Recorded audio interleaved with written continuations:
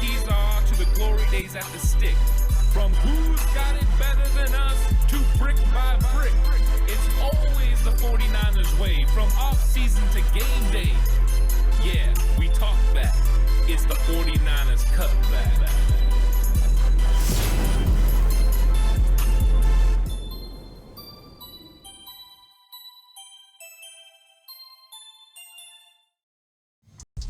It's 49ers Cutback Podcast time. Welcome to the show, everyone. I want to talk about the 49ers' biggest needs. And for some, it's going to be one position or the other. So I want to go through these certain positions that Kyle Shanahan and John Lynch know that they're going to have to go ahead and handle, that they're going to have to bring players in to fill voids that have been left, players that are moving on, players that are not healthy. And I think this is a good conversation because we're nearing free agency. The combine is going on and everyone's talking draft, but free agency is going to be a big part of what the 49ers do to fill holes and needs. And the thought process was the 49ers weren't going to be that active in free agency because they just didn't have any money. But with the salary cap going way up, 49ers have some opportunities. They can free up some salary cap space. They can potentially work on some restructures, extensions, and free up some money to be able to fill certain voids. But how do the 49ers plan on handling this? What are the positions of need that they want to attack first? I think understanding 49ers philosophy will help you determine that. And I know that might make a lot of fans not happy because 49ers fans are screaming from the rooftops, offensive line, offensive line, offensive line. And I do think offensive line is a position of need, whether that is filling a hole or potentially upgrading, which you always want to do every single offseason. You want to come in, you want to make sure that you can put together the best possible 53-man roster. And in some cases, that means just filling holes. In other cases, it means elevating your team by bringing in a player that's going to make an impact, right? Last year, Javon Hargrave was the big bring-in for the 49ers. Before that, it was Charvarius Ward at corner. The 49ers have navigated using the draft and free agency. Why free agency is so significant is because the 49ers can fill those initial holes before they ever even get to the draft. Then they're not dependent on making sure they fill a hole with a draft pick. Filling a hole with a draft pick can have mixed results. Just look at the 49ers in 2020. They take Javon Kinlaw. Kinlaw deals with a knee injury, and he's unable to be that guy to consistently step in for Buckner. You don't always want to fill holes in the draft. You want to have holes filled and then bring in draft picks to compete and or bolster your depth as they develop. We know Kyle Shanahan likes his veteran players. He wants rookies to develop. He wants them to eventually ascend and take over, but he wants it to move at a snail's pace so that way they can develop. They don't want to count on rookies in big situations. So free agency and how it goes, the first wave is where you're going to see the big money spent. You're going to see them go out. Last year, it was Hargrave, right? It was a quarterback as well, which threw everyone off as they brought in Sam Darnold. So this year, what will the 49ers do? Well, we know they're probably going to make some key signings early on in free agency, and then there will be a second wave where they'll make a couple of very shrewd moves to bring in veterans to help this football team. Then they will fill in the necessary roles at the draft, and that will give us a clear picture of how the 49ers plan to attack the draft. Which positions? We've heard John Lynch already give out some feelers about positions they're interested in. Tight end, right, is going to be a big one. They talked about the fact they're going to build this team around Brock Purdy now. I think that's really good. They plan on bringing back Brandon Ayuk. I think everyone knew that. They were never going to trade Ayuk, so bringing him back is going to be a key. That's what we're going to get into this episode. We're going to talk about position. I'm going to rank these positions. If you don't agree, that's fine. Leave it in the comment section. There's no right way. I'm just going off my basis of positional need coinciding with what the 49ers normally do as far as which positions they count on the most and how they kind of build their team. It's their hierarchy. So we're going to get into all that. Please like and subscribe to the channel if you haven't already. 49ers Cutback on Believe. Give it a 5-star rating. And if you're going to bet with Bet Online. Bet Online continues to be your number one source for all your basketball wagering needs, including pro and college hoops throughout the year. With up-to-the-minute odds, stats, trends, you can follow your favorite team's path to the playoffs with in-game live betting, contests, and all the best player props. Experience the world's best wagering platform anytime from your desktop or your mobile devices.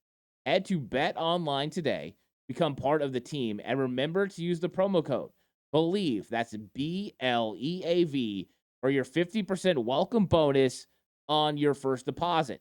Bet Online, the game starts here. So, as positional need, I'm going to kind of work backwards because when you look at this roster, you can really see one position that's not a need, and I think that's running back. The 49ers don't have a need at running back, and that hasn't always been the case. Throughout the years, maybe they needed a guy that was going to step up and be that starter. Maybe they had depth issues, but the 49ers really don't have depth issues. Expect them to bring in a running back, whether that is a very cheap free agent playing at the league minimum, or more than likely bring in a couple late draft picks or an undrafted free agent or two to handle training camp, because you do have to have 5 or 6 running backs in camp. So the 49ers will add to the running back room. Will those guys be of significance? Well, I expect one to be. One of those players has to be your 4th best guy just in case there's an injury. But Christian McCaffrey, Elijah Mitchell, and Jordan Mason are set at the running back position. 49ers know that's going to be their game day roster. So really, they're bringing someone in to compete and be there to take reps and just in case of an injury. So 49ers have basically no need at running back besides depth. And so that's a real luxury. I talked about in one of my other videos, Salvon Ahmed potentially being a guy the 49ers bring in. There'll be other names as well, and I expect them, like I said, to bring in guys late in the draft. A lot of people talking about Frank Gore Jr. I'll give my thoughts on Frank Gore Jr. as I continue through the draft process. I'm evaluating players now, and because of need, running back is not one of the first positions I plan to evaluate. But I think that there's going to be a lot of need for the 49ers at other positions. I don't think running back is going to be high priced. I don't think they're bringing in any big names. I've seen people talking Derrick Henry and stuff. That's not happening. 49ers are going to go with what they got here. They're very happy with the group that they have, and they'll just look to add on to the back side of that roster. Wide receiver, and this one might be a little interesting. I got them at the towards the bottom of needs for the 49ers, but I think everyone really understands that Brandon Ayuk's not going anywhere. Okay. Ayuk is going to be a part of this team. Number one, he's under contract for another season. The 49ers could always franchise tag him if they wanted to and extend his time in San Francisco. But I think both sides, both parties, want to get a deal done. Ayuk likes it with the 49ers. He just was a little disappointed with what happened in the Super Bowl, the outcome, his usage. Those things are understandable. That's the normal grieving process for players. First, you look introspectively, you blame yourself, and then you look at other opportunities that, hey, if they would have got me the ball more, I would have had opportunities to make plays for this team. Wanting the football is not a crime. Expressing that you want the football is not a crime either. Coaches enjoy hearing that players want that moment and want that ball. So this is not going to be a problem. There's going to be a lot of maneuvering back and forth. They're going to be trying to, illustrate that they could, Brandon Ayuk's going to want to push that he could leave. It's all about negotiating and getting a contract, but the 49ers are motivated to get this done. And with that being said, you have Ayuk, Debo, more than likely Juwan Jennings, who expect to get a second-round tender. John Lynch already expressed they're going to work on getting an extension done. I think that's the key. Get an extension done with Juwan Jennings. That way it doesn't cost $4.8 million this year. Push it down the road a little bit. Come up with a nice contract that works for Juwan. You keep him in Santa Clara as your 3rd wide receiver. I think you feel real comfortable about that. Because you have those 3 big guys at the top, it means you can fill in another role. So wide receiver is not a big need. You could address it in the draft. You can address it with a cheaper wide receiver option. Bring in Chris Conley back. Could be as simple as that. $1.5 million. Came in. He played physical. He's a good runner. Got open when he needed to. That might be an option. You have Ronnie Bell. You have Danny Gray. Probably going to add someone in the draft or an undrafted free agent. I think the 49ers are fine at wide receiver. Running back and wide receiver, because of the way and how strong it is at the top, I don't think are real positions of need. Now, if you listen around 49er land, you're going to hear, hey, we need to trade Ayuk. We need to trade Debo. I don't think that's the case. I think that they can stagger their contracts to make sure that they have cheap contract for one while they have high price for the other, and they can just keep doing that for a while, meaning one big wide receiver salary always hits the cap. So I think there's some financial maneuvering here that the 49ers can do and I expect them to do to try to keep Debo and Ayuk on this team, especially on the short term, because they still have the Super Bowl window with Brock Purdy's rookie contract. So that's going to be something over the next 2 or 3 years the 49ers are looking to do, maximize the ability of Brock Purdy's contract. And one of the ways is keeping Debo and Brandon Ayuk on the team together. Safety.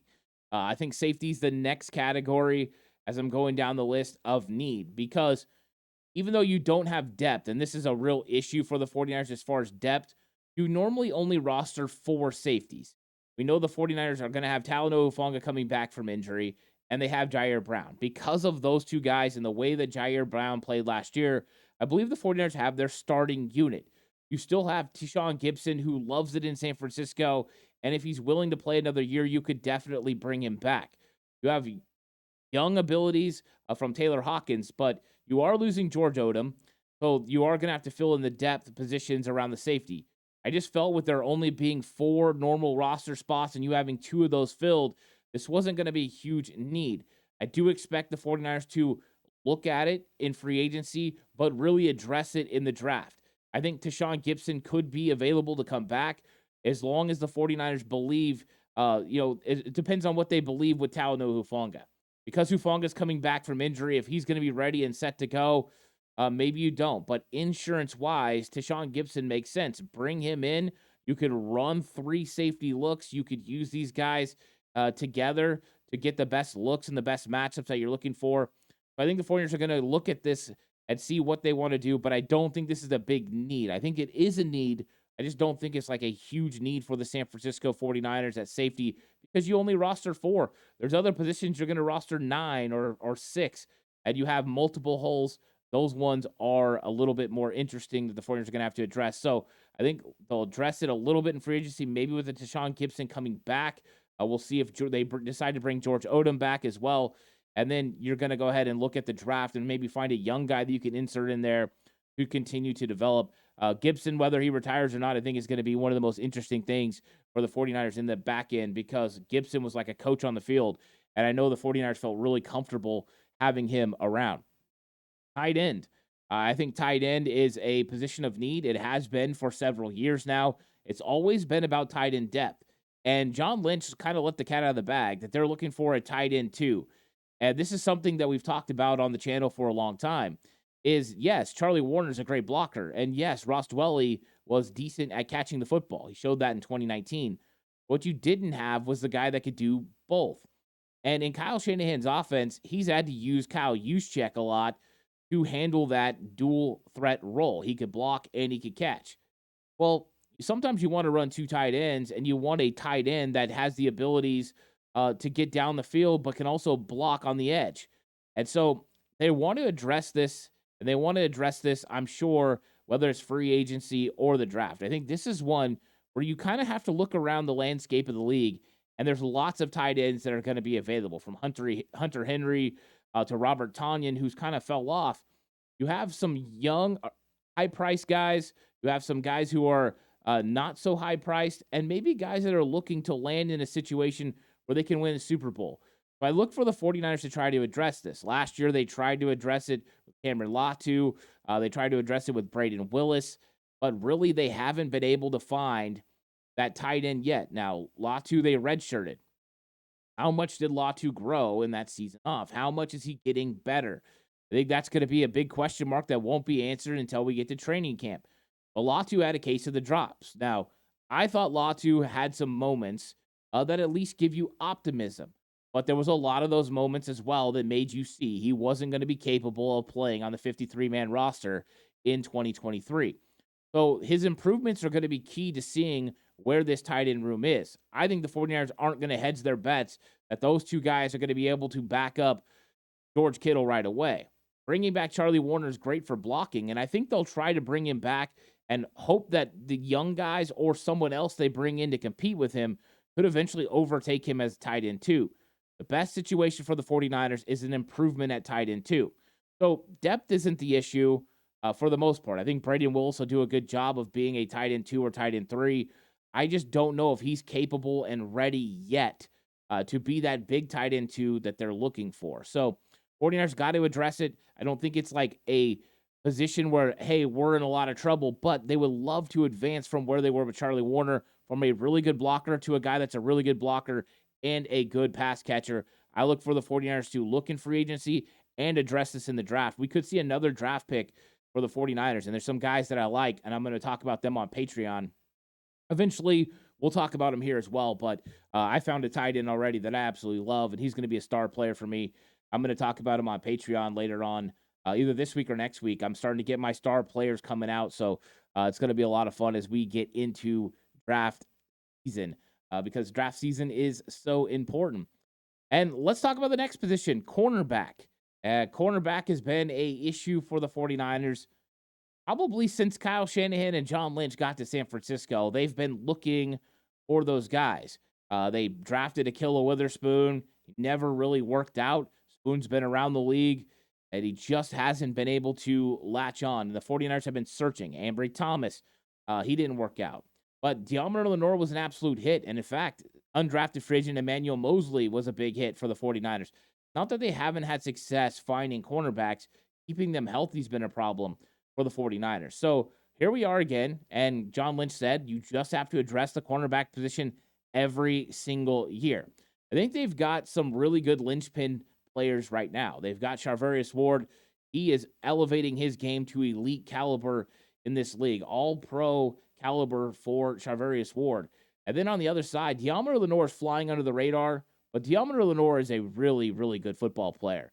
His ability to play outside on base downs and then go in on the nickel and do the way that play the way that he did, acting as a third linebacker nickel situations and still having coverage abilities and roles, he is just so good. And that is such a difficult role to be able to have to play outside and inside. People don't realize the preparation it takes to do both. And Deommodore Lenoir, it just exceeded all everyone's expectations. I think Lenoir is somebody the 49ers are going to look to address as far as extending. He's going in to his fourth year now, and they're going to look to extend him and make sure they can keep him around for a while because he's ascending to one of the better cornerbacks of the league. But the 49ers do need to address the position. Nickel corner was an issue. That's why Lenoir had to step in. They tried to address it with Isaiah Oliver, a Buffalo nickel, a big nickel. That didn't work out. How much of that was Steve Wilks? It's probably a big part. He came from the NFC South. Wilks had a lot of time where he saw him on film. So my guess is that's part of the reason Oliver's gone. He was a Wilks guy. 49ers are going to look to address this nickel cornerback position. And really, it's been a bugaboo since K'Wan Williams left and went to Denver. 49ers needed to let him go. He was suffering from injuries, and he's continued to suffer from injuries in Denver. So the 49ers need to find somebody either to play outside when you get to nickel situations so Demo can slide in, or they need to find somebody that can play the nickel the whole time. I think they're going to try to address this with a veteran player. They like veterans playing the nickel. They also have a couple of guys that they can maybe turn to on their roster. I think Sam Womack might have fell out of favor with his 49ers defense and 49ers secondary, and Darrell Luter Jr. they're high on. So I think Luter Jr. is going to have a shot at this, but I think they're going to bring in guys to compete, and I think this could be the swan song for Ambry Thomas and Sam Womack. I think the 49ers are going to go heavy at the cornerback position, feel comfortable with the top two guys. I think they like Darrell Luter Jr., but that's only 3 of the 5 cornerback positions you look to fill. 49ers are going to bring in some guys to compete with Ambry and Womack. Womack wasn't even active down the stretch, and he's a fantastic special teams player. That just shows how much they didn't really care for him in the secondary. And also Ambry Thomas getting benched for the Super Bowl, I think shows a lot about him as well. So Steve Wilks had a lot of beliefs in Ambry Thomas, and it didn't quite work out. I thought Ambry's play was good at times. I got excited about it a couple of times during the year, and then it felt like once he broke his hand, there was some more struggles with them. So I think the 49ers are going to address the cornerback position. There's a couple spots open as they're going to look to go veteran and rookie. I think they're going to draft a cornerback. And in fact, that's the next video I'm doing over on Patreon. I'm talking about a cornerback that is a star player for me that I think the 49ers may address. Number 4 on the list, I'm going down, is quarterback. 49ers have to address the quarterback position. It's a position of need, but not for the starter. And so it probably could have been lower, but I just think it's so important with the way the 49ers have dealt with injuries in the past to address the quarterback position. You know that you have Sam Darnold, and there's a lot of reports that Minnesota is very interested in having Sam Darnold potentially be their starting quarterback in a bridge type role. Darnold would be the quarterback, and then eventually the rookie that they draft would take over and once he was ready. So Darnold getting some interest around the league. It's not surprising. He showed a pretty good showing this year playing for Kyle Shanahan and the 49ers in limited snaps, but he was still a top 5 pick in the league. So 49ers know he's got a lot of talent, and he's probably going to have suitors around the league, and they can't really afford to pay a lot of money to the quarterback. They did it this year, and a lot of the reason why Brock Purdy was coming off an injury. So I don't expect them to pay that much for a backup quarterback this season, even though they need to make sure they have solid quarterbacks. Brandon Allen seems to be a legitimate option to bring back. Now, I don't know what he's going to get around the league. There's going to be teams that are going to be interested, including maybe the Bengals looking to bring him back. So Brandon Allen could be with the 49ers. I think that's an option, but you still have another position. Do you go rookie? Do you go veteran? Nate Sudfeld being talked about, 30 years old, backed up in San Francisco for a while. We know Kyle really likes him. So Sudfeld could be an option. I think the 49ers probably address this in the draft as well, drafting a young quarterback to come in and play. So 49ers will bring in some sort of a veteran. Who is that? Is it another young guy who had a lot of potential? The Jets are looking for a trade partner for Zach Wilson. That's not going to materialize. So Wilson is probably going to end up being released. Do the 49ers go for another young draft pick like Sam Darnold that has played a lot of games in this league to bring in and see what he's got? Could they bring him in as quarterback 2/3 to compete with Brandon Allen or Nate Sudfeld? I think that's one of the things I'm interested to see, but we do know the 49ers know they need to have a good quarterback room just in case. You hope nothing ever happens to your quarterback, but you have to be prepared because you have a Super Bowl caliber roster. 49ers have gotten to the Super Bowl. Now they got to get over the hump. Need quarterbacks that are capable of doing that. Do I think Zach Wilson is a Super Bowl winning quarterback? No, I don't. But you want guys you can develop and create, and he still has a lot of ability, a lot of upside. But I don't know where they're going to find a quarterback, except in the draft, that potentially has that ability.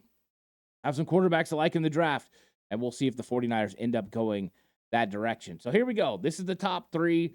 This is where we get into the big time stuff. Because, when you're talking top 3 needs for the 49ers, these are the ones they have to address. And the way the 49ers look at things and look at the roster, these are the 3 that I think they look to build. But if you're going to have a party, if you're going to have a wedding, if you're going to have anything, you need to go with Beyond the Occasion. Beyond the Occasion offers various event services such as event cleanup, decor, a wedding officiant, MC, and day of coordinator. They cater to bridal showers, baby showers, weddings, birthday parties, and more. So if you're going to have an event and you're around the Sacramento, Stockton, Lodi, Manteca area, anywhere around there, and you're going to have an event, you need to book with Beyond the Event. Let them handle your situation for you. You can step away, set up, clean up. You don't have to do any of it. They'll take care of it for you. That's btoeventmanagement at gmail.com. Down in the description section, if you want to send them an email and schedule something, you can talk to them about their rates. Beyond the Occasion. Go hit them up. Tell them Ant sent you, and they'll get you all hooked up. So, number 3 is going to be offensive line. And like I said, 49er fans have been screaming from the rooftops, we need offensive line. I said it wasn't that bad. People don't like hearing it's not that bad. The whole Ted thing, if it's not that bad, maybe it's that bad, right? But I think the 49ers look at this and they have 4 starters right now. And we could talk about the validity, how good these guys are. Colt McKivitz is often brought into question, and I do expect the 49ers to address that in the draft. I do expect them to bring in a guy to compete with Colt McKivitz and ultimately be the eventual replacement for Trent Williams if they can find it, a left tackle caliber type player. But when you're looking at the guard spot, John Lynch talked about they want to bring John Feliciano back. They were happy with his play, which tells me that the 49ers could fill this real quick. And the reason I didn't put offensive line above defensive line is because the depth that's available. The 49ers still have depth. Now, they have restricted free agent Ben Bartch, who they're really high on, and we never really got to see him play. But just listening to the way that Chris Verser talked about him, I think they do like him. We'll see if he comes back. And they do have some other guys that are probably moving on, like Matt Pryor. But you still have some young guys like Spencer Burford. And yes, we can get down on Burford. He didn't have a great Super Bowl. This wasn't a great season. but he is a young guy that's still developing. So the 49ers have some depth with him. So I think that there's some depth at certain positions for the 49ers. They're going to have to eventually continue to bring guys in. But when you look at having 4 of 5 spots taken with starters, I thought that this was definitely a position of need, maybe not the biggest position of need right now. What I have for a biggest position of need might surprise a lot of people.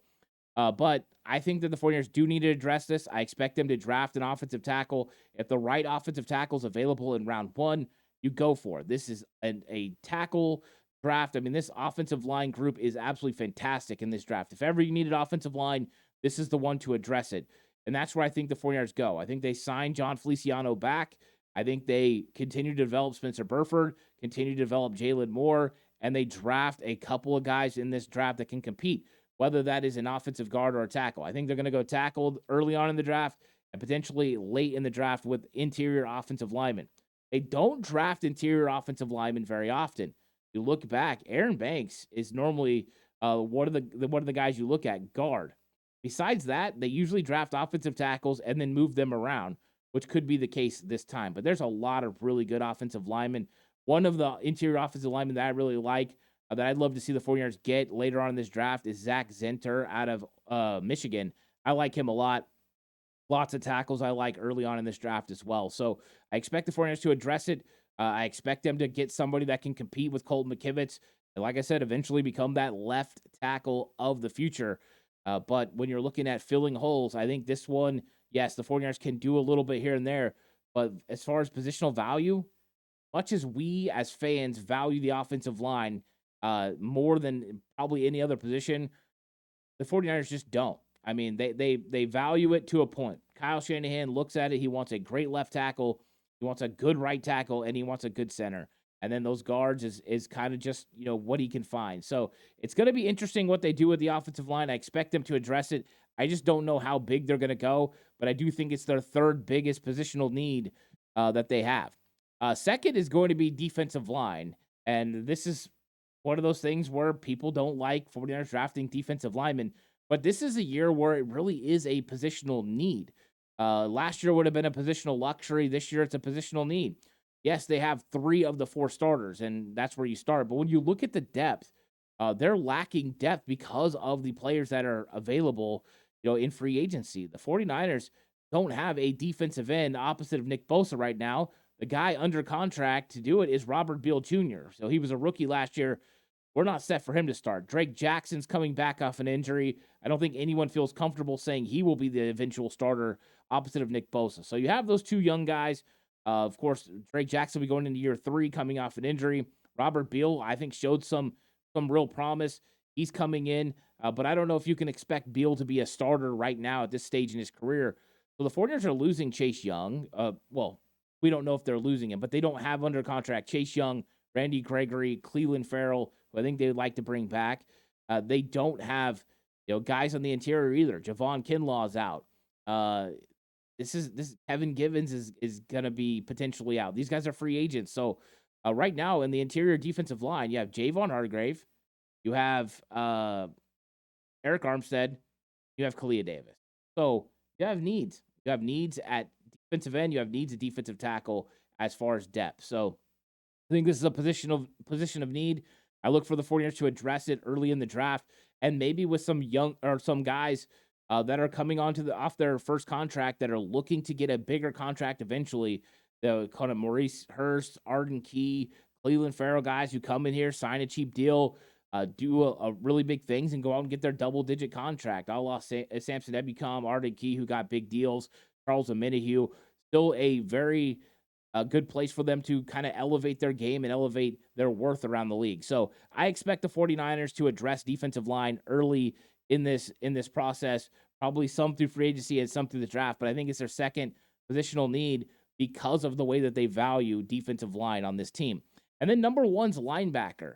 And normally this would not be the case. The 49ers have done such a great job, and whenever you have Dre Greenlaw and Fred Warner, you don't have much need at linebacker. But with Dre coming off the Achilles, when will he actually be ready to go? Will it be week 1, as some are saying? There's been a few specialists that said, hey, he could be ready week 1. Some are saying it's going to be November. Some are saying he's out for the whole year. With that being said, I think the 49ers have to plan for the worst and hope for the best. That means they need to make sure they have guys available to play. Well, as of right now, under contract, you have D. Winters, you have Jalen Graham. That's great, but are they capable and ready to start at Sam and Will linebacker? I think that's a bigger question. So I think the 49ers know they need to address this. And normally you would say, well, at least we have Demetrius Flanagan Fowles, we have Warren Burks. No, they're free agents too. So 49ers right now have Fred Warner and a couple of young guys. They need to address this position. Could be as easy as bringing Warren Burks back.